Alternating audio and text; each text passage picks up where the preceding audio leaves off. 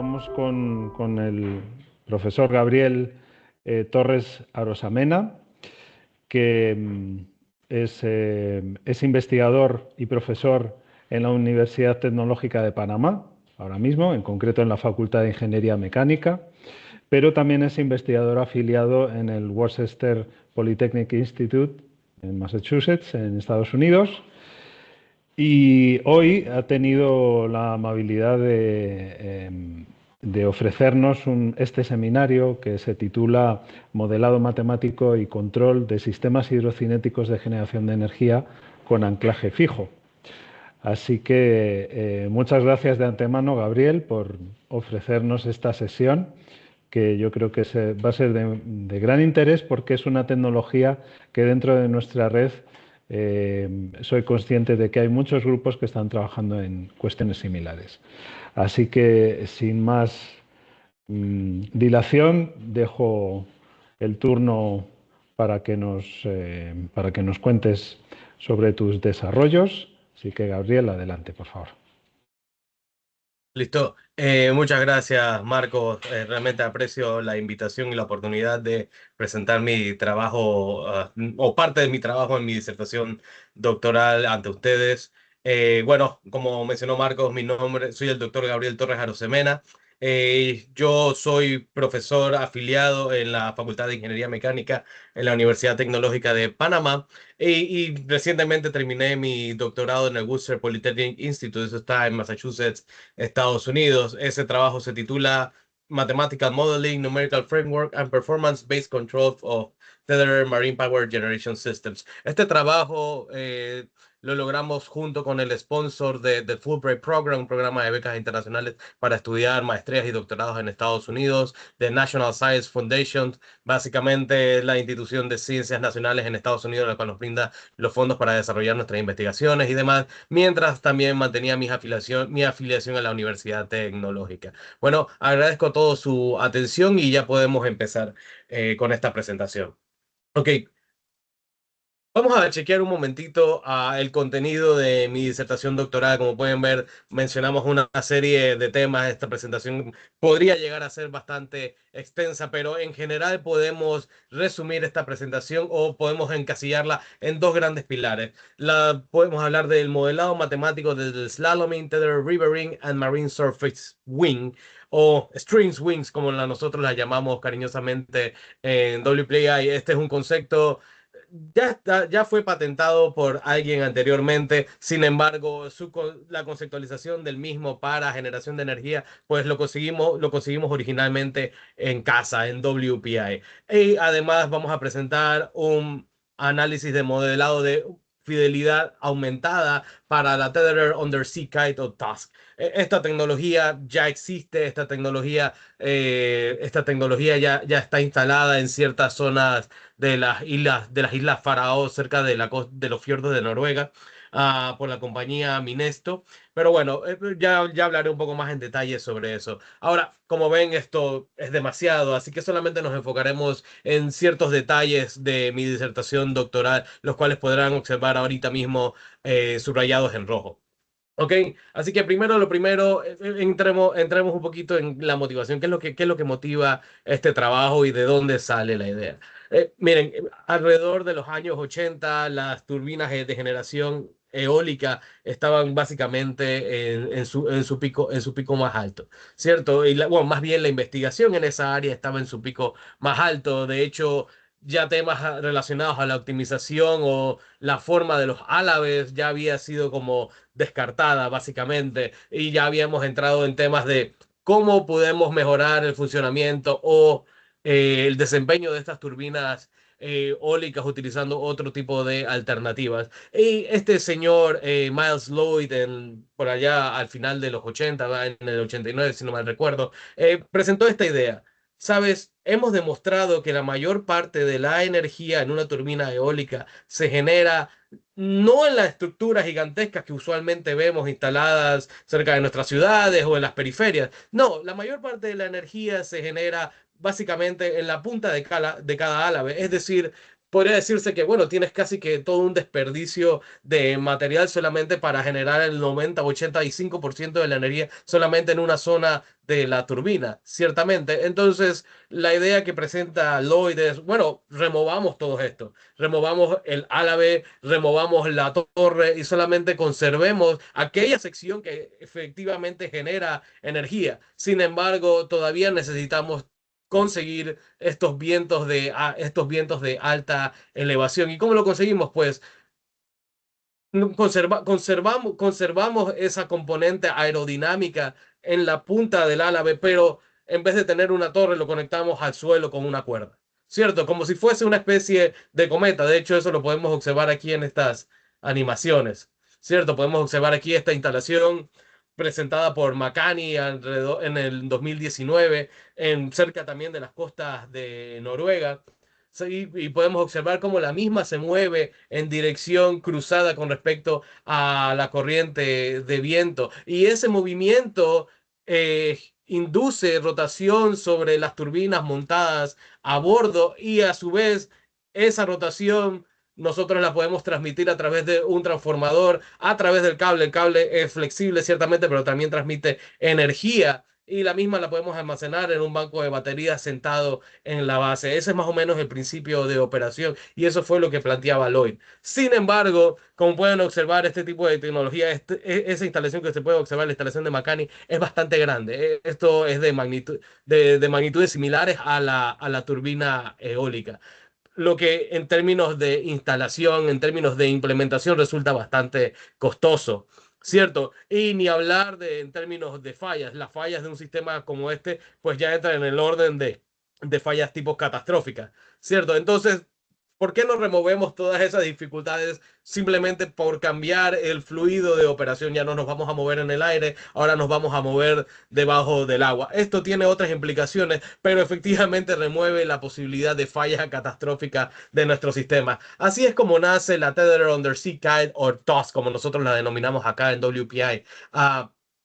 Sin embargo, aquí pueden observar una instalación, pueden observar un concepto o esta animación generada por la gente de Minestos. Ellos ya están bastante adelantados en la conceptualización e implementación de este tipo de tecnologías en el norte de Europa. Y de hecho, gran parte de nuestro trabajo se inspira y toma referencias de los resultados obtenidos por ellos anteriormente. Ok, ahora vamos a hablar esencialmente del principio de operación de generación de energía en flujo cruzado. Ahora, una turbina eólica o una turbina hidrocinética convencional caracteriza el nivel de potencia generada en términos de la corriente a la cual él está expuesta. Aquí les presento simplemente la densidad de potencia por unidad de área y como pueden observar, la misma es función de la corriente a la corriente disponible. Sin embargo, para, para sistemas como el AWE o la Airborne Wind Energy o la TOS o la Streams, la densidad de poder está básicamente caracterizada bajo la misma estructura. Sin embargo, ya no solamente depende, ya no depende de la corriente disponible, sino que depende de esta cantidad VA. Esta cantidad VA nosotros la denominamos velocidad aparente. ¿Y de qué se trata esta velocidad aparente, más o menos? Pues déjenme presentarles por primera vez el concepto de el streams.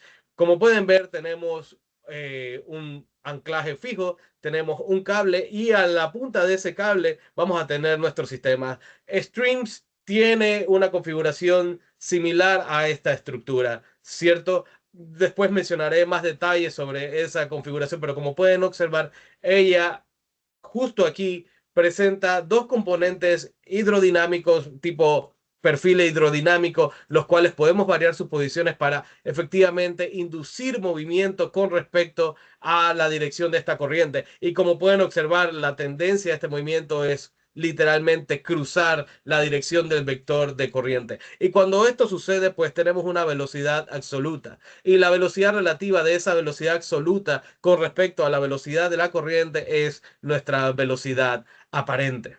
¿Ok? En el trabajo de Lloyd y en el trabajo de Dio, se logró demostrar que esta velocidad aparente puede ser 2/3 de esta cantidad nueva CR sobre CD multiplicado por la velocidad de la corriente. Es decir, esto implica, si nosotros manipulamos correctamente CR sobre CD, podemos lograr que la velocidad aparente sea mayor que la velocidad de la corriente. Por lo tanto, el nivel de poder que podemos generar con dispositivos de generación en corriente cruzada es mayor a el que se puede obtener bajo características similares con turbinas eólicas convencionales y con turbinas hidrocinéticas convencionales, ¿cierto? Pero ¿qué es este CR sobre CD? Ese CR sobre CD es simplemente la relación entre las fuerzas hidrodinámicas totales con respecto a las fuerzas de arrastre totales experimentadas por el sistema, ¿ok? Y más o menos ellas se ven así, ¿cierto? Ahora, las expresamos en términos de coeficiente de fuerza hidrodinámica total, va a ser igual a la norma de las componentes de fuerza de hidrosustentación más la componente de fuerza de arrastre hidrodinámico. Ahora, en general, nosotros le denominamos a esta relación fuerzas hidrodinámicas totales con respecto al arrastre como el lift to drag ratio o el ratio o la razón entre las fuerzas de hidrosustentación con respecto a las fuerzas de arrastre. Lo que pasa es que cuando nos movemos a alta velocidad, las fuerzas de hidrosustentación empiezan a ser dominantes sobre las fuerzas de arrastre y podemos aproximar que el CR es aproximadamente igual al CL, ¿cierto? Y efectivamente, si manipulamos esto de tal manera que esto siempre sea mayor a 1.5, podemos asegurar que nuestro sistema genera un nivel de energía superior al que se puede obtener con un sistema convencional. Esta es más o menos la motivación de StringWinds y cómo funciona, ciertamente. Sí, como pueden observar, esta formulación está basada en el trabajo de Lloyd, en el trabajo de Deal. Todas estas demostraciones se pueden encontrar en el trabajo publicado por ellos en 1980 y en 2013 respectivamente. ¿Ok? Ahora, saben, les he hablado bastante, pero déjenme mostrarles un video rápidamente para entender un poco más de lo que estamos hablando y un poco sobre cómo opera nuestro sistema. Aquí les presento a este water skiing siendo remolcado por este bote y observen el movimiento del esquiador. ¿Sí? Él empieza a moverse en dirección transversal con respecto a la dirección del propio bote, siendo el bote en este caso una analogía a la corriente a la que nosotros vamos a exponer nuestro sistema. Y como se puede observar, el esquiador puede alcanzar la velocidad del bote e inclusive moverse más rápido que el mismo, solamente por moverse en esta trayectoria en flujo cruzado. Esta trayectoria es la que nosotros le llamamos slalom, ¿cierto? Ahora, nuestro sistema trata de operar en condiciones similares, lo que tratamos realmente de obtener. Ahora, ya que hemos presentado esta analogía, ¿por qué no presentamos formalmente a StringWinds como tal? ¿Cierto? En este caso, como les había mencionado, esto está basado en el trabajo patentado por la gente de HydroRun en 2013 para un dispositivo de superficie para generación de energía. Evidentemente, nosotros llevamos a cabo, explotamos esto hasta otros límites, donde efectivamente incorporamos efectos de distintas superficies hidrodinámicas y demás. Ok, pero el sistema consta de una base flotante, en este caso estática, bien pudiese ser móvil o bien pudiese estar expuesta a rotaciones o a cambios de orientación, pero bueno, ese es otro tipo de proyecto. Tenemos nuestro cable, ¿cierto? El cual se supone debe moverse no sumergido, sino por debajo no sumergido, sino moverse completamente en el aire. En el extremo final de este cable contamos con nuestro sistema basado en un casco convencional en forma de catamarán. Estos cascos fueron diseñados de tal manera tal que las fuerzas de arrastre hidrodinámico del casco no fueran tan invasivas sobre el sistema. Sobre el propio casco contamos con una ala vertical completamente sumergida y en el extremo final del casco contamos con nuestro timón para controlar la orientación del propio sistema, ¿cierto? En este caso no tenemos un bote, pero lo que sí tenemos es corriente. Entonces vamos a manipular las orientaciones de nuestras superficies de control de tal manera que nosotros podemos movernos en dirección cruzada con respecto a esta corriente, ¿cierto? Y como pueden ver, como se puede esperar, el movimiento va a estar restringido dentro de de la circunferencia descrita por la longitud del cable. Evidentemente, como en el video, generando unas especies de estelas y efectos de superficies adicionales. ¿Ok?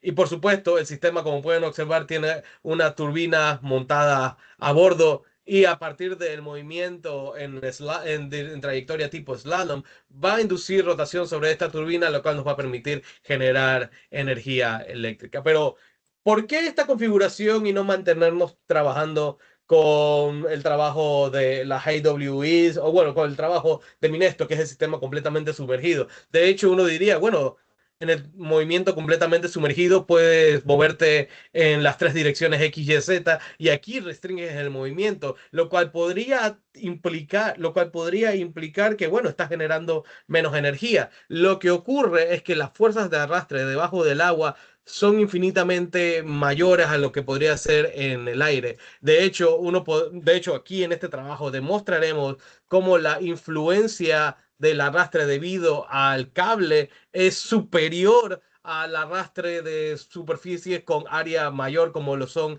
la ala vertical sumergida o el propio timón. De hecho, esa es la primera motivación de esto.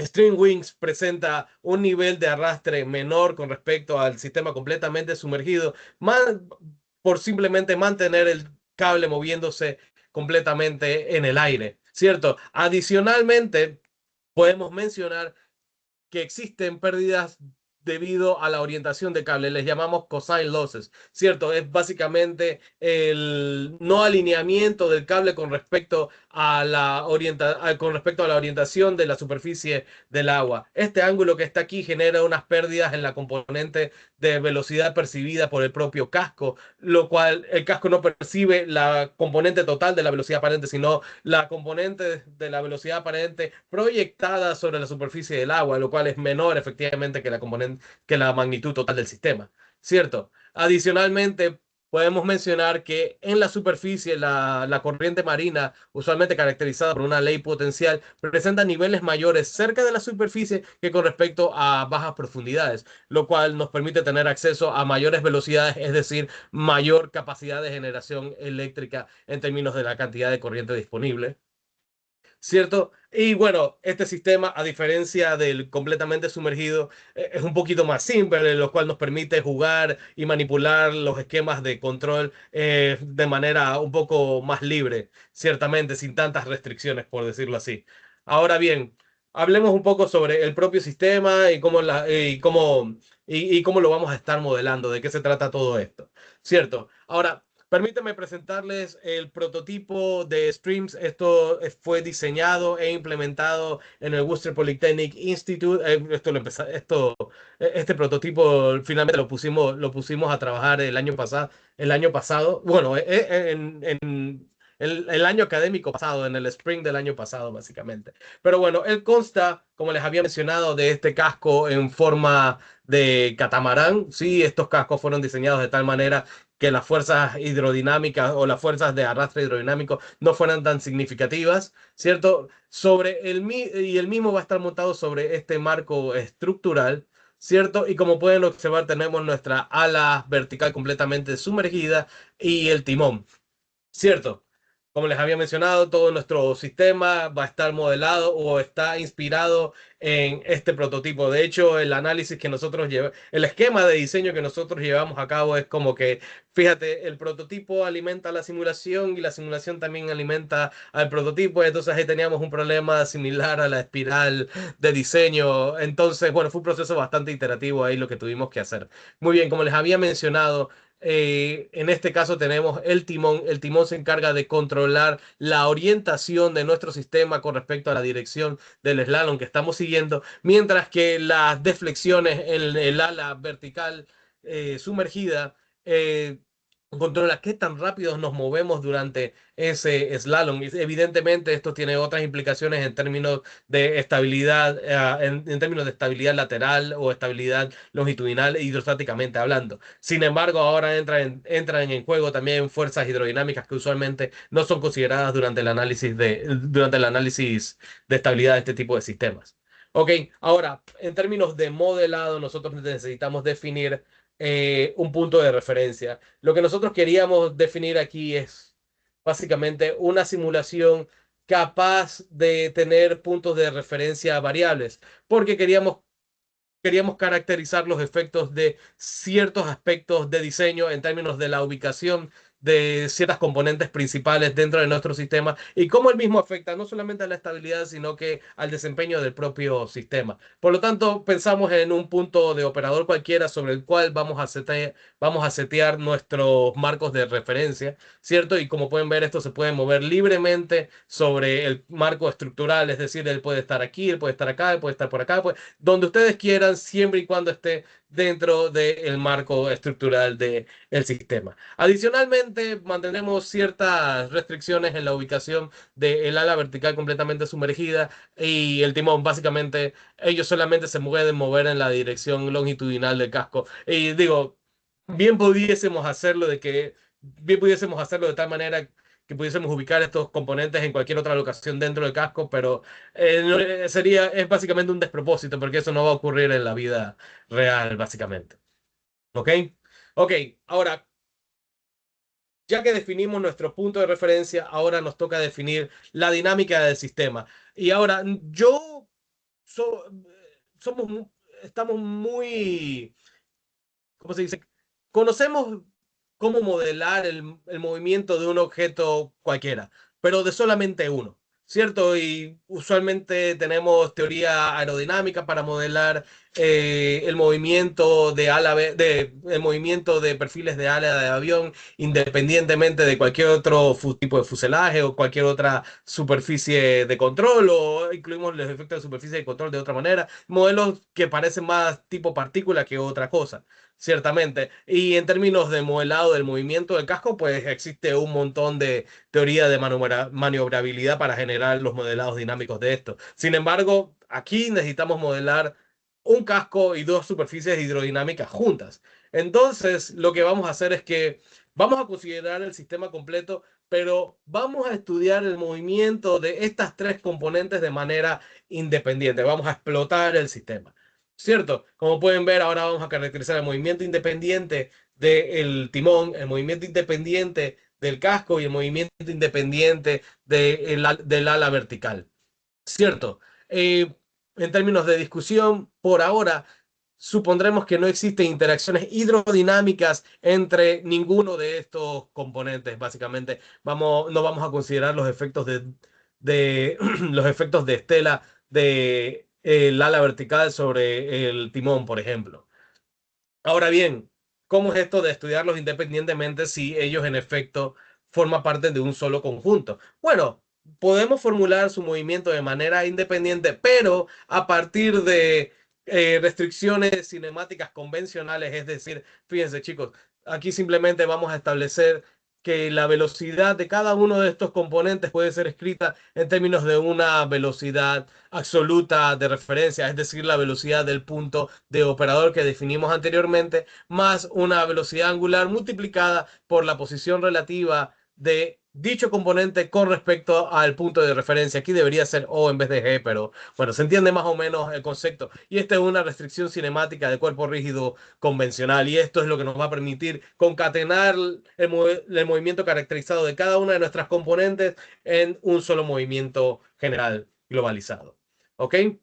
Ahora presentemos las ecuaciones de movimiento. Utilizaremos formulación newtoniana en este caso y vamos a utilizar la razón de cambio de las cantidades de movimiento lineal y rotacional expresadas de esta manera. Chicos, acá en Panamá son las 9:30 de la mañana más o menos, así que este es horario para todo público, así que voy a tratar de que esto sea lo más family friendly posible y voy a tratar de mostrar la menor cantidad de matemáticas posible. Sin embargo, no puedo dejar de mostrarla. Como pueden observar, si nosotros expandimos estas ecuaciones, podemos llegar a una formulación de estas características donde básicamente las fuerzas las aceleraciones traslacionales son iguales a la sumatoria de fuerzas externas y las fuerzas y las aceleraciones rotacionales es igual a la sumatoria de momentos externos, básicamente. ¿Cierto? Ahora, esto, movimiento traslacional y movimiento rotacional globalizado, lo podemos una vez más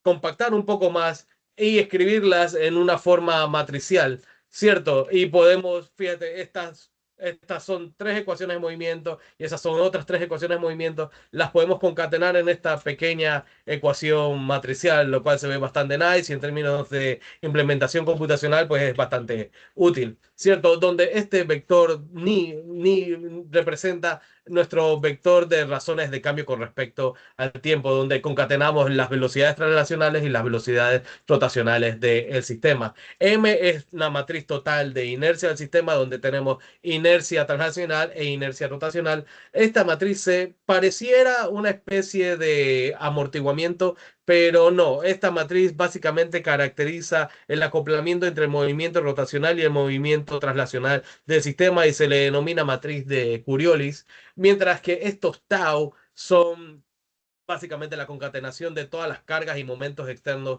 del sistema, que como ven son funciones directas de el vector de razón de cambio ni y este nuevo vector delta, que vamos a denominar como vector de actuador o vector de entrada. Y como pueden observar, eso depende de cuáles son las entradas de mi sistema. Las entradas de mi sistema simplemente son las deflexiones angulares de mi superficie de control. Y como solamente tengo dos, pues este vector tiene dimensión de 2 por 1, ¿cierto? Adicionalmente, tenemos que incorporar los efectos de la velocidad aparente, ¿cierto? Ahora, la velocidad aparente escrita con respecto al sistema de referencia definido previamente, se escribe más o menos así, donde LBC es una matriz de transformación de coordenadas de un sistema inercial a un sistema referido con respecto al cuerpo definido con respecto al punto de operador, ¿cierto? Lo cual me permite definir ahora mi nuevo vector de razón de cambio como ni A igual a BA sobre omega, ¿cierto? Ahora mi ecuación de movimiento matricial ahora se ve más o menos así. Fíjense que tanto mi razón de fuerzas de Coriolis son función ahora de ni A, mientras que el vector de carga externa también es función de ni A, mientras que las aceleraciones siguen siendo con respecto a la velocidad absoluta del sistema. Esto lo podemos demostrar debido a la propiedad antisimétrica de esta matriz. Ahora, ya les digo, detalles matemáticos los podemos conversar más adelante. Por ahora nos toca avanzar, avanzar y avanzar. El vector de fuerza lo podemos concatenar de la siguiente manera. Estas que están aquí son las fuerzas de masa añadida. Básicamente, cuando un fluido de menor densidad se mueve sobre otro fluido de mayor densidad, arrastra cierto nivel de inercia como junto con él. Esta es una definición un poco burda, pero es más o menos el concepto. Y bueno, esas fuerzas de masa añadida las incorporamos en este término. Este término que está acá son las fuerzas de amortiguamiento hidrodinámico debido a la presencia del casco. Esta que está aquí es la fuerza hidrodinámica sobre el ala vertical invertida. Estas que están en caso de las fuerzas hidrodinámicas del timón. Estas son nuestras cargas hidrostáticas y esta básicamente es la tensión del cable sobre el sistema. Y si tenemos fuerzas externas, tenemos momentos externos, momentos asociados a los efectos de masa añadida, momentos asociados al amortiguamiento hidrodinámico del casco, momentos asociados a las fuerzas hidrodinámicas de la ala y del timón, ¿cierto? Los momentos de las fuerzas hidrostáticas y los momentos asociados con respecto a la tensión del cable. Sin embargo, pasa y acontece que nuestro sistema de referencia, nuestro punto CO, nosotros lo manipulamos de tal manera que coincida con el punto de acoplamiento del cable. Por lo tanto, los momentos debido a la tensión del cable son iguales a cero, lo cual simplifica un poco más nuestro análisis y implementación computacional, ¿cierto? Ahora, en su forma vectorial, ¿cierto? estos vectores de masa añadida, de amortiguamiento hidrodinámico, de fuerzas hidrostáticas y de fuerzas de tensión se ven más o menos así. Mientras que las fuerzas hidrodinámicas o el vector de carga hidrodinámica de la ala invertida y del timón se ven más o menos así. Y como ven, ellos están influenciados directamente por las deflexiones de mi ala y de mi timón. Y estas fuerzas, y estas son las que nosotros vamos a empezar a controlar de tal manera que nuestro sistema se mueva en la manera deseada. ¿Ok? Muy bien. Ahora, ¿cómo ocurre esto? ¿Cómo nosotros vamos a empezar a deflectar estas superficies de control para que efectivamente ocurra el movimiento de slalom uniforme? Fíjense, vamos a presentar, ahorita les va a salir una animación, pero vamos a presentar un esquema de cambio, de cambio de póliza de control, básicamente atendiendo al valor de este ángulo de referencia Q1. Este ángulo Q1 nosotros le llamamos ángulo de flujo cruzado, ¿cierto? Y como ven, representa la posición angular de mi cable o de mi sistema con respecto al eje horizontal. Básicamente lo que yo voy a esperar aquí es que la respuesta de esto tenga una forma armónica tipo seno o coseno, pero no necesariamente es un seno o un coseno. Sin embargo, lo que ocurre aquí es que cuando el sistema obtiene un valor máximo, ¿sí?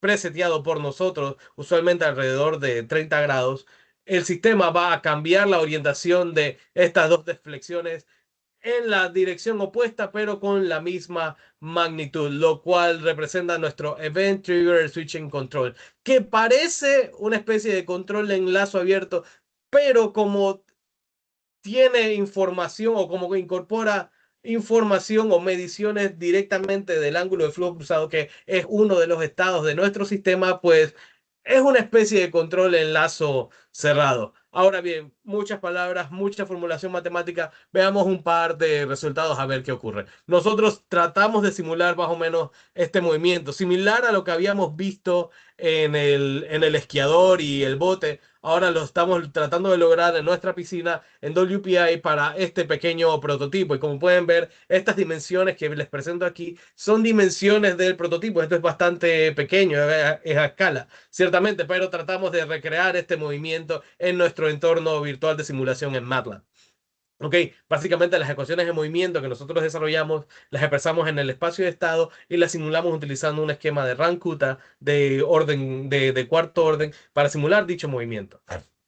¿Cierto? Ahora, veamos, aquí tenemos un par de resultados. Este que está aquí es la evolución en el tiempo de nuestro ángulo de flujo cruzado o Q1, ¿cierto? Recuerden que Q1 básicamente representa las posiciones del cable con respecto al eje X, ¿cierto? Y como pueden ver, la respuesta del mismo en el tiempo es una especie de onda armónica, específicamente, lo cual coincide con la trayectoria encapsulada por no encapsulada, pero inscrita dentro del arco con radio igual a la longitud del cable.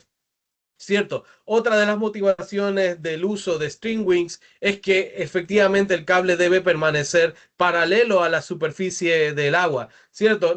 Por lo cual nosotros definimos nuestro ángulo de elevación Q2. Ese ángulo de elevación Q2 se mide con respecto a esta línea vertical, es decir, que cuando este ángulo Q2 es igual a 90 grados o está cerca de 90 grados, se puede establecer que efectivamente el cable está alineado con la superficie del agua y es más o menos el resultado que obtuvimos justamente aquí. Más o menos él se mantiene cerca de 90 grados y él crece entre 91 y 92 grados, que son bastante cercanos, lo cual nos permite establecer o nos permite validar numéricamente nuestra suposición de ángulo de elevación despreciable, ¿cierto? O pérdidas tipo coseno despreciables, ¿cierto? Ahora, además de ver estos resultados de validación, observemos a ciertas performance, ciertas métricas de desempeño. La primera que observamos aquí es el factor de incremento de velocidad, ¿cierto? ¿Qué tan rápido nos estamos moviendo o qué tan rápida es la velocidad aparente con respecto a la corriente del sistema? ¿Cierto? En este caso podemos observar que la misma es de 1.24. O sea, es decir, que nos estamos moviendo 1.24 veces más rápido que la corriente disponible, ¿cierto? Lo cual es bastante, bastante grande. Adicionalmente, también podemos observar a cómo se comporta nuestra razón de fuerzas hidrodinámicas, ¿cierto? Y como ven, es efectivamente mayor a 1.5, lo cual follows up con este resultado que está acá. Para movernos más rápido que la corriente, nuestra razón de fuerzas hidrodinámicas debe ser mayor a 1.5. Y finalmente podemos capturar cierto nivel de potencia. Esta que está aquí es el ángulo de curso, del cual será bastante importante más adelante. ¿Ok? Muy bien. Muy bien. Entonces, moviéndonos hacia adelante, después de haber validado una serie de resultados, veamos un efecto adicional más. Observen, otra de las motivaciones o la primera motivación de la formulación de este sistema era establecer que el arrastre del cable era menor cuando nos movíamos, cuando el mismo se movía en el aire con respecto al agua. Esto es nada nuevo, pero teníamos que corroborarlo, ¿cierto? Aquí podemos observar que el arrastre del cable, mientras que el mismo se mueve en el aire, es insignificante con respecto a las otras componentes, ¿cierto? Ahora, cuando el mismo empieza a moverse debajo del agua, estar parcialmente sumergido, podemos observar que el aporte de el arrastre del cable es inclusive superior al de las superficies de control, que son en términos de área muchísimo más grandes que el cable, ¿cierto? Esta es una de las grandes limitantes, uno de los grandes drawbacks que tiene la tecnología completamente sumergida. Este aporte es muchísimo. Entonces tienes un montón de energía que se pierde únicamente por tener el cable completamente sumergido. ¿Ok? Y de hecho eso también lo podemos observar en nuestras métricas de desempeño, cómo al mover el cable en el aire afecta directamente a las métricas de desempeño al mover el cable parcialmente sumergido en el agua, ¿cierto? Fíjense cómo cae el factor de aumento de velocidad, cómo caen la razón de fuerzas hidrodinámicas y efectivamente cómo cae la razón de generación de poder por unidad de área, ¿cierto? Ahora, ya que presentamos una serie de resultados numéricos, es hora de jugar es hora de jugar con nuestros parámetros, es hora de jugar con nuestra ley de control y ver qué cosas interesantes podemos hacer aquí. Los he protegido bastante de la matemática, pero para hacer este análisis es necesario mencionar una especie de algo que nosotros llamamos análisis de estabilidad. Las ecuaciones diferenciales que nosotros desarrollamos aquí son ecuaciones diferenciales no lineales. Y el análisis de control no lineal pues se basa en algo que llamamos método de Lyapunov. Eh, Tenemos una función de estado que básicamente concatena todas nuestras ecuaciones de estado para mi cinemática del sistema y para la dinámica de mi sistema, y podemos establecer que esta función es localmente Lipschitz y que la misma está definida sobre un dominio R12 y sobre la cual vamos a definir una función de la Lyapunov que es definida positivamente y cuya derivada debe ser menor o igual que cero para efectivamente definir que el sistema para definir que el sistema es efectivamente asintóticamente estable. ¿Cierto? Nuestro candidato de la Lyapunov es la energía mecánica total del sistema, es decir, la energía cinética sumada a la energía potencial del sistema, ¿cierto? Esta TA es la energía cinética del sistema, esta U es la energía potencial hidrostática debido a las fuerzas traslacionales, esta que está acá es la energía cinética, la energía potencial hidrostática debido a las fuerzas rotacionales, mientras que MO simplemente es la matriz total de inercia. Ahora, ya les digo, esta es una ecuación bastante compleja y aquí van a tener que creerme, nosotros estudiamos su gradiente y por lo tanto estudiamos su derivada y logramos demostrar que su derivada no es solamente menor o igual que cero, sino que es menor o igual a estos dos muchachos que está acá. Y atendiendo al principio de la invarianza de la sal, podemos establecer no solamente que el sistema es asintóticamente estable, sino que aún mejor es exponencialmente estable. Sin embargo, este análisis de estabilidad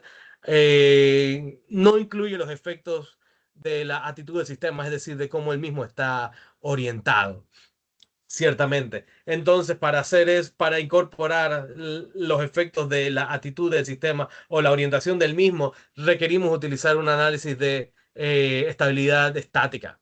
Por ahora consideremos solamente un movimiento en el plano horizontal, es decir, consideren solamente una vista de planta del sistema, sobre la cual vamos a definir fuerzas hidrodinámicas sobre cada una de mis superficies de control. Y cómo ellas están configuradas van a definir la estabilidad en términos del ángulo de curso de mi sistema. ¿Cierto? Simplemente definimos una serie de cantidades, la longitud del casco, HW es la fracción de la longitud del casco, es sobre la cual nosotros vamos a ubicar nuestra ala invertida, HR es lo mismo pero para el timón, HTAP es lo mismo pero para la ubicación del cable, CL alfa es la pendiente de la curva hidrodinámica del sistema y SR no es más que la razón de área entre mis superficies de control.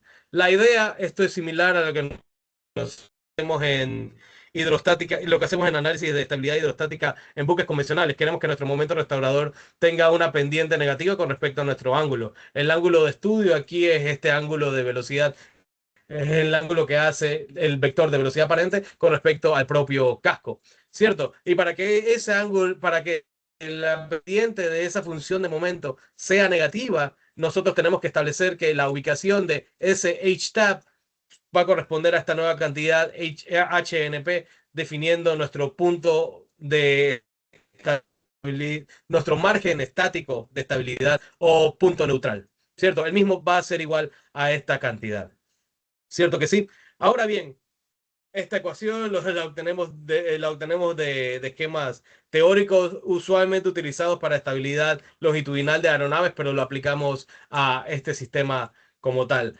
Ahora bien, mientras que la ubicación de nuestro cable sea superior al margen estático, podemos asumir que el sistema es estable y la configuración es estática. Sin embargo, perdón, me adelanté un poquito. Para las características de nuestro sistema, hemos logrado establecer que este punto neutral está alrededor de a un 32% de la longitud total de nuestro casco medido con respecto a la prueba del sistema. Esto lo vamos a comprobar en simulación una vez más. Sin embargo, como el análisis se llevó a cabo utilizando únicamente esta vista de planta, es decir, no vamos a considerar los efectos hidrostáticos en este caso, vamos a también a corroborar o a verificar estos resultados también en una simulación de fidelidad reducida. Es decir, vamos a utilizar un sistema de 3 grados de libertad. Fíjense en esta animación. Aquí nos vamos a mover sobre el casco desde la proa hasta la popa. Sí, de hecho vamos a empezar en la proa, de hecho. Perdón, nos vamos a mover desde la proa hasta la popa. Vamos a empezar aquí. Vamos a ubicar nuestro cable justo aquí en la proa del sistema. ¿Sí? Y podemos observar un comportamiento bastante estable, un ángulo de curso estable, con cierto nivel de aumento de velocidad. Lo mismo va a ocurrir cuando nos ubiquemos al 50% de la longitud del casco, todavía tenemos movimiento estable. Oh, sorpresa, tenemos un factor de aumento de velocidad alrededor de 1.35, lo cual es bastante bueno. Sin embargo, recuerden, modelo de fidelidad reducida, esto no necesariamente es aplicable a nuestro modelo de alta fidelidad de 6 grados de libertad. ¿Cierto? Pero ya esto nos está indicando ciertas cosas sobre la ubicación sobre la ubicación de punto de acoplamiento del cable y el casco y el propio desempeño del sistema. Sin embargo, ¿qué ocurre cuando ubicamos nuestro cable en el punto neutral en 32% de la longitud del casco? Fíjense, todavía podemos observar ciertas formas estables en el ángulo de curso, pero miren el factor o la evolución del factor de aumento de velocidad, pues ya se empieza a perder y ni hablar cuando nos colocamos por detrás de ese punto neutral, la simulación básicamente se rompe. Entonces establecemos finalmente un rango de estabilidad para mi ángulo de orientación, para mi ángulo de orientación o mi ángulo de curso desde un punto desde una vista de planta. Ahora, en términos de la simulación en 6 grados de libertad, tenemos que considerar ambos casos, los efectos de estabilidad con respecto al ángulo de curso y los efectos de estabilidad con respecto al ángulo de roll y al ángulo de pitch. Es decir, tenemos que considerar las fuerzas hidrostáticas dentro de nuestro análisis. Sin embargo, cuando incorporamos estas dos, si esto fuese una aeronave convencional, nos bastaría con este chico que está aquí. Y si esto fuese un barco convencional, nos bastaría con este chico que está acá. Pero como ven, este sistema incorpora ambos efectos. Entonces no podemos simplemente decir que podemos establecer una relación teórica convencional. Sí, Streams no es convencional. Entonces, la única forma que tenemos ahorita mismo de establecer un margen de estabilidad es a través de la simulación de alta fidelidad con 6 grados de libertad. Y fíjense, nosotros empezamos a evaluar, aquí es donde la cosa se pone interesante, nosotros empezamos a evaluar el factor de aumento de velocidad para distintas ubicaciones del cable dentro de mi sistema. ¿Cierto? Empiezo en proa y empiezo a moverme hacia atrás, sí, en mi simulación de alta fidelidad, y puedo observar que efectivamente, como lo había mencionado, la ubicación del punto de acoplamiento del cable en el sistema influye sobre el desempeño del mismo, ¿cierto? Hasta el punto de que, hey, existe una ubicación donde para las características de mi sistema tengo una especie de máximo local. Esto no es un problema de optimización, pero pareciera un problema de optimización y yo puedo decir que, bueno, mira, voy a ubicar mi punto de acoplamiento de mi cable en este punto. Sí, en 0.57 y fíjense, el factor de aumento de velocidad es de 1.29. Este es más realista que el de 1.35 que vimos hace un momento. Sin embargo, este punto óptimo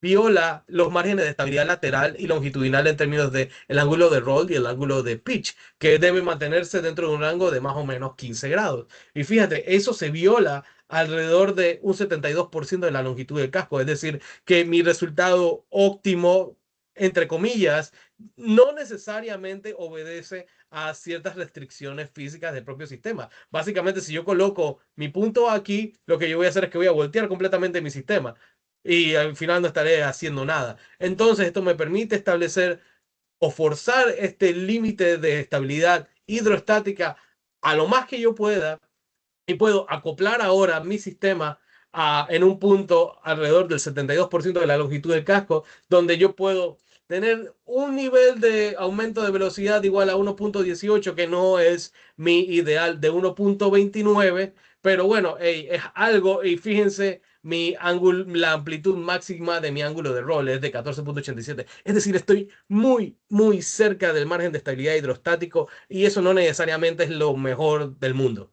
¿Cierto? Entonces ahora yo necesito modificar mi ley de control de tal manera que yo pueda mantener mi límite de estabilidad estático y pueda yo acercarme un poco más a este punto de operación óptimo técnicamente. ¿Cierto? Y digo, óptimo local, porque yo no he definido un problema de optimización todavía, pero se parece. Ahora, para lograr esto, voy a utilizar un análisis basado en un análisis de lazo cerrado. Voy a diseñar un controlador de lazo cerrado. El que teníamos hace un rato era bastante rudimentario y demás, solamente que parecía casi un controlador en lazo abierto. Ahora, no los voy a aburrir, no los voy a aburrir con el diseño de la trayectoria, con el diseño de la propia ley de control utilizando los métodos de la IAPUNUF. Por ahora, créame que la ley de control para el seguimiento de un curso específico va a tener esta estructura, ¿cierto? Y esa estructura nosotros la vamos a probar en nuestra simulación de 3 grados de libertad. Esa simulación de 3 grados de libertad la vamos a probar con estos parámetros de diseño. Y por ahora solamente estamos probando seguimiento de ángulo de curso y vamos a verificar ciertas métricas. Vamos a verificar si el seguimiento del ángulo de curso es efectivamente aceptable, ¿cierto? Aquí podemos observar nuestro ángulo de curso ángulo de curso deseado en anaranjado y el azul es el actual, es el ángulo de curso del sistema como tal. Y fíjense que el seguimiento es efectivamente bueno, ¿cierto? Esto pasa la prueba. Tenemos convergencia de nuestra función de error aceptable. Fíjense cómo el ángulo de curso actual menos el ángulo de curso deseado cae efectivamente a cero.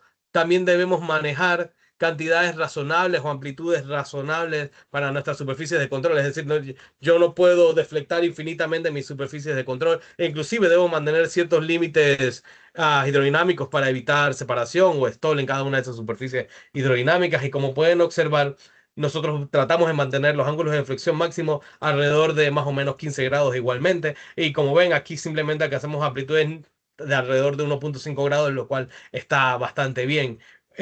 La línea azul es para el ángulo, para las amplitudes de la deflexión de mi timón. Y esta naranjada es la deflexión de mi ala vertical.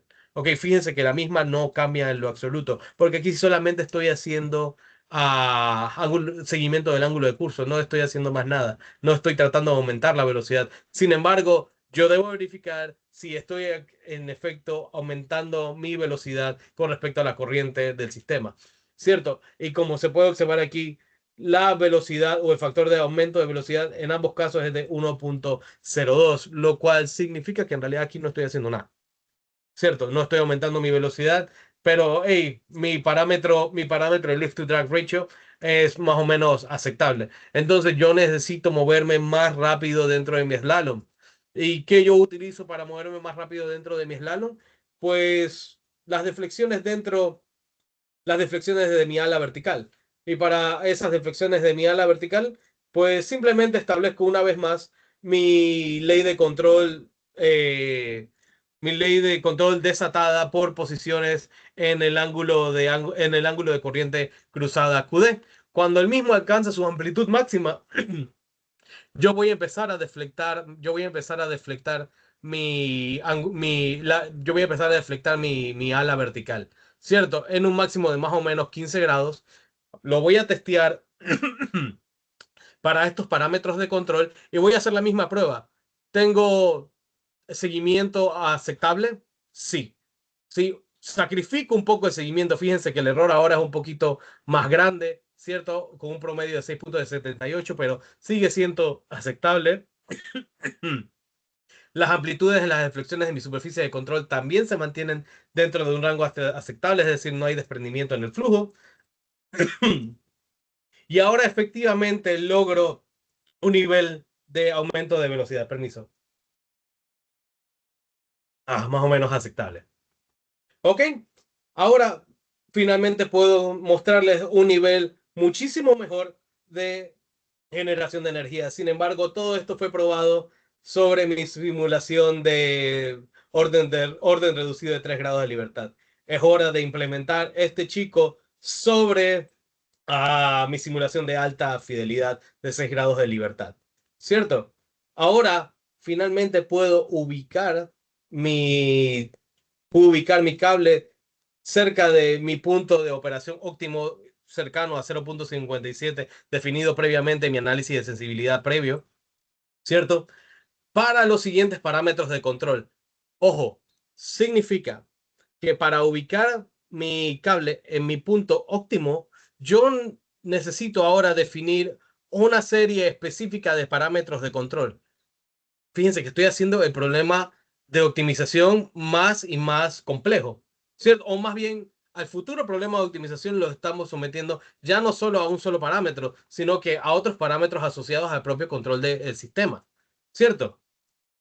Y lo logramos a partir de un algoritmo de búsqueda exhaustiva de ese punto, atendiendo a las restricciones de márgenes de estabilidad previamente definidos, ¿cierto? Finalmente, en mi control con seguimiento de curso establecido, pude ubicar mi cable en 0,57, que es mi punto óptimo, manteniendo amplitudes aceptables en mis ángulos tanto de curso como de roll en pitch, y logro un mejoramiento efectivamente en mi nivel de aumento de velocidad, generando un nivel de poder por unidad de área de 22,19 watts por metro cuadrado. Ahora, estos resultados también son similares a los resultados que hay en la literatura de otros laboratorios hermanos en la Universidad de Michigan, en la Universidad de North Carolina State University,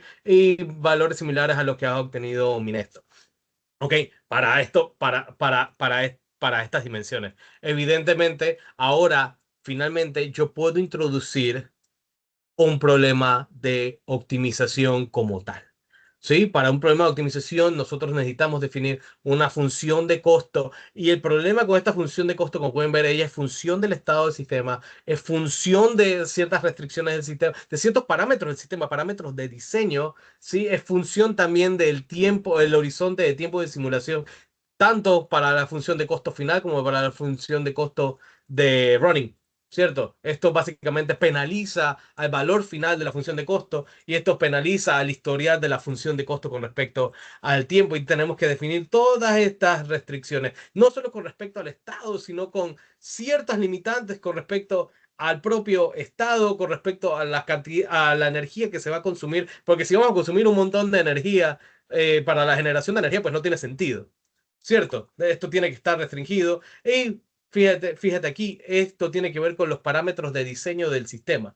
¿Cierto? Tenemos que mantener esos parámetros dentro de un margen de estabilidad y esto ahora se convirtió en un problema de optimización multivariada o optimización o un problema de codiseño. Se llama Optimal Control Co-Design, ¿sí? Donde resolvemos el problema de diseño junto con el problema de control. A veces podemos llegar a soluciones realistas, pero en la mayoría de los casos se llegan a soluciones no tan realistas y aquí se requieren algoritmos un poquito más potentes, no solamente para resolver problemas de optimización, sino para estimar correctamente la función de costo, que ahorita mismo no es solamente la función de costo cuadrática del LQR, no, no, no, no, no. Ahora esta función de costo es mucho más compleja e incluye otras componentes y otras características. Sin embargo, esto, bueno, esto es parte del trabajo futuro que estamos ahorita mismo desarrollando. Y bueno, ya creo que se me está acabando el tiempo. Quizás ya me pasé, Marcos. Te pido una disculpa. Solamente déjame mostrarles Pues estos resultados a adelante, por favor, escala. tranquilo. Sí, estos resultados a escala donde comparamos nuestro prototipo con instalaciones ya puestas en marcha en la vida real. Básicamente comparamos nuestros resultados con los resultados de Minesto. Ellos tienen dos sistemas trabajando, el Dragon 4 y el Dragon 12. Ellos son capaces de generar 100 kilovatios y 1.2 megavatios respectivamente. Y bueno, mira, escalamos nuestro sistema utilizando un esquema de escalamiento basado en el número de Prout, ¿cierto? Y como puedes ver, podemos obtener mis 0.26, mis 22.19 watts por metro cuadrado se traducen en una escala por 23 para compararnos con respecto al Dragon 4 y por 55 para compararnos al Dragon 12. Podemos comparar esos 100 kilovatios con 20.96 kilovatios para streams y este 1.2 megavatios lo podemos comparar con 0.477 megavatios para streams. Hey, no es lo mismo, no estamos cerca, pero estamos cerca de los mismos órdenes de magnitud, considerando que nuestro sistema de diseño, nuestro diseño, nuestro concepto está básicamente, ¿cómo se dice?, en las primeras fases. Y nuestro algoritmo de control también está en las primeras fases. Ellos ya tienen años y ya tienen tecnología implementada, así que básicamente estamos dentro de las mismas, dentro del mismo campo de juego por ahora. Evidentemente esto va a seguir mejorando bajo la implementación bajo la implementación de nuestro algoritmo de optimización en términos de codiseño y demás. Y bueno, hay un montón de trabajo a futuro que hacer en términos de estimación óptima. Anyway, yo creo que voy a cortarla aquí. Se perdieron la otra mitad del trabajo, que es modelado de alta fidelidad de task, pero bueno, podemos hacer otra, Marcos, para eso también. Así que bueno, muchísimas gracias por su atención, muchísimas gracias a ti, Marcos, por la paciencia, muchísimas gracias al doctor Arthur James por hacer el puente entre mí y Remar. Muchísimas gracias. Así que bueno, Marcos, te dejo la palabra y discúlpame una vez más. Pues nada, gracias a ti, Gabriel, por esta excelente exposición que nos has ofrecido hoy. No hay problema y de hecho te tomo la palabra para buscar una segunda parte, porque yo creo que el tema es especialmente interesante. Creo que es un sistema muy original, es un sistema bastante desconocido y merecía la pena entrar en la profundidad con la que tú lo has tratado. Creo que merece además la pena volver a revisarse el vídeo con un buen cuaderno al lado y repasar todas esas ecuaciones que, Sí, sí, sí, sí, me disculpo por eso. O sea, es matemáticamente muy pesado. bueno, pero es lo que hay detrás. ¿Qué le vamos a hacer? La ciencia es así, no es un juego de niños. Bueno, sí me gustaría, en cualquier caso, abrir un turno ahora de preguntas entre los asistentes, así que quien quiera hacer alguna consulta, por favor vamos a intentar que las consultas sean lo más concretas posibles. Y yo, pues por abrir un poco romper el hielo, sí me gustaría hacer un par de preguntas rápidas que tienen Claro, que ver. La primera, en tu exposición has tratado toda la dinámica de los distintos elementos del captador, pero no sé si es que se me perdió en la exposición o no está incluida la turbina que realmente se utiliza para captar la energía una vez que generas el movimiento con el control del timón y del álave. ujú. ¿Está considerada en ese análisis? Porque realmente también influye con un par que entra dentro de todo el sistema. Por supuesto, Marco. La turbina está considerada dentro del sistema, pero ¿sabes dónde la consideramos? La propia dinámica de la misma la consideramos junto con el propio casco. Ella está Ah, acoplada al casco y ella sigue la trayectoria del casco como tal. Y su aporte a la dinámica del casco se considera en términos de un elemento más de arrastre, vale. O sea, ¿cierto? los efectos de par de frenado que pudiera producir Correcto, son despreciables frente al resto de la dinámica, entiendo. correcto. Mm. Y otra pregunta muy rápida también. Entiendo que estas puntas o sea, estos valores de potencia son las puntas de potencia dentro de esos perfiles que nos has mostrado que tiene el No, sistema, no, son ¿no? valores promedios, son valores Ah, son promediados. valores Las puntas son promedios. muchísimos Wow, mayores, de hecho. claro, claro. Bueno, pues quizá para la segunda parte de la exposición me guardo y ya te invito también a que nos hables de esto, cómo adecuar el dimensionado de los sistemas de captura de potencia, dada la gran diferencia que hay entre los valores de potencia pico y potencia media. Por supuesto, por Pero eso supuesto. lo dejamos ahí para el siguiente capítulo. Claro, claro. Dejo el turno al resto de personas que han asistido, que hoy tenemos una buena cantidad. Por favor, adelante los participantes. Quien quiera participar, que nos levante la mano y vamos dando paso.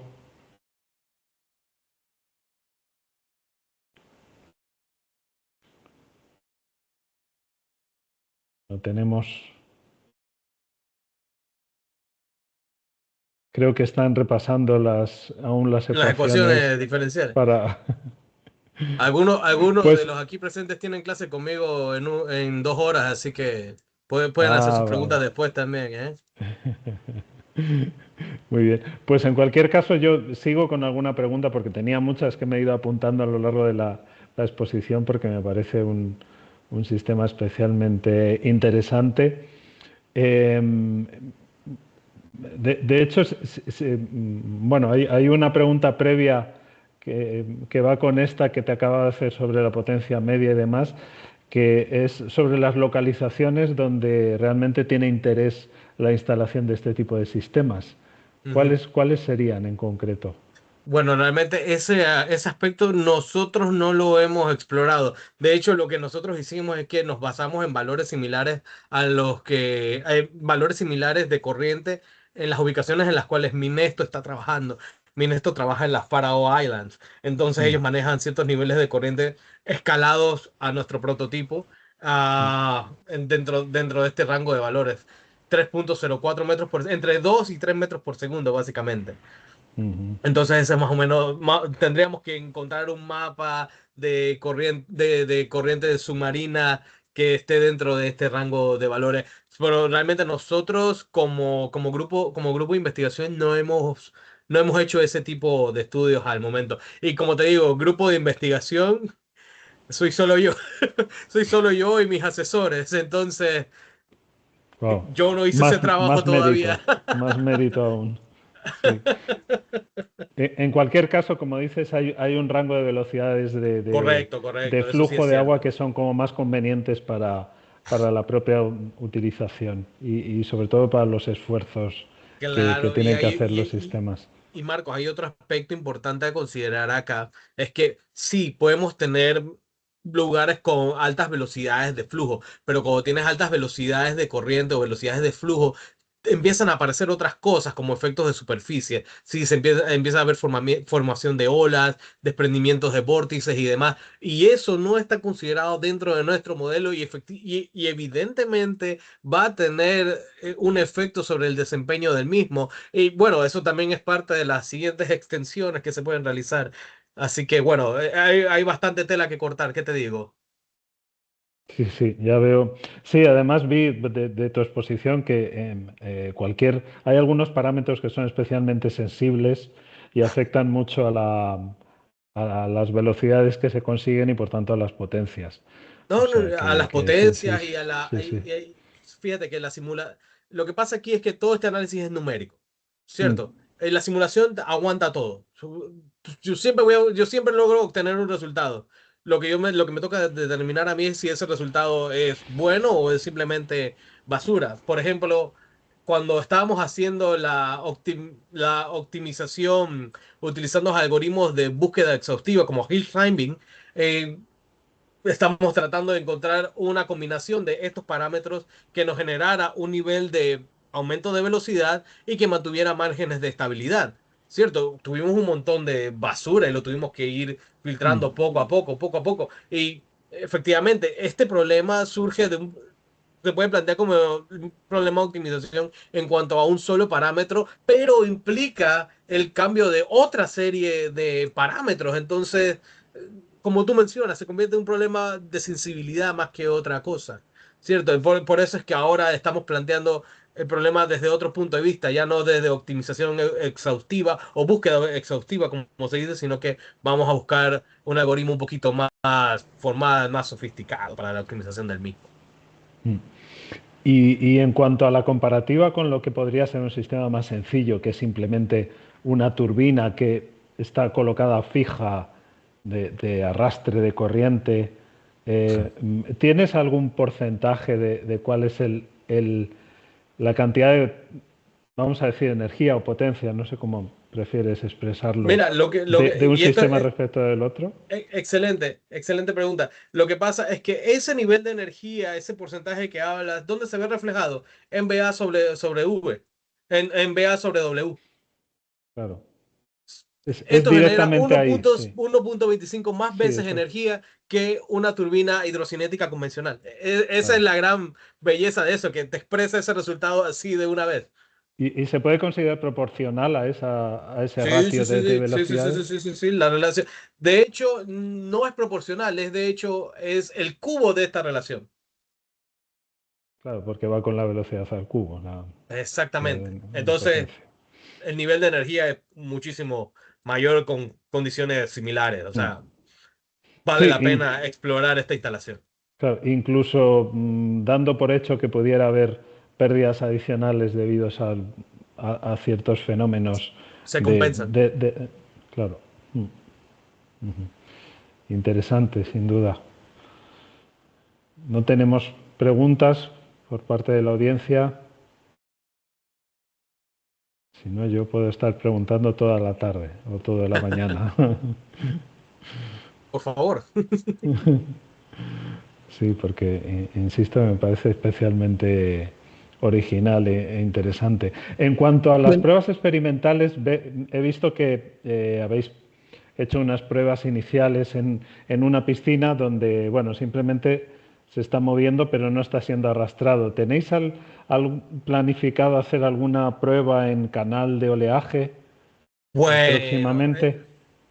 fíjate que ahorita mismo en WPI tenemos un canal de olas, tenemos un equipo de remo y ellos tienen su propio flume tank que genera sus propias corrientes y hemos expuesto nuestro prototipo a ese sistema y el mismo opera bastante, bastante bien. Sin embargo, ahorita mismo estamos en fase de implementación de sensores y algoritmos de recolección de datos, así que todavía no tenemos datos experimentales que efectivamente los utilizaremos para la validación offline de nuestros resultados numéricos, pero eso todavía también está en curso. O sea, como te digo, el prototipo lo terminamos ahorita en la primavera, en Mm, mayo.